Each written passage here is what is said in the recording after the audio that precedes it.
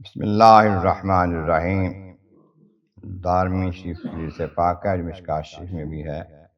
عن ابن عباس، نبی عبداللہ ابن عباس رضی اللہ تعالیٰ عنہما سے روایت ہے، قال وہ فرماتے ہیں، قال رسول اللہ صلی اللہ تعالیٰ علیہ وسلم، نبی رسول کریم رحمت عالمین صلی اللہ علیہ وآلہ وسلم نے ارشاد فرمایا، انا اکرم الاولین والآخرین علی اللہ، اللہ تعالیٰ کی بارگاہ میں تمام پہلوں اور پچھلوں میں زیادہ سب سے عزت والا، بزرگی والا ہوں۔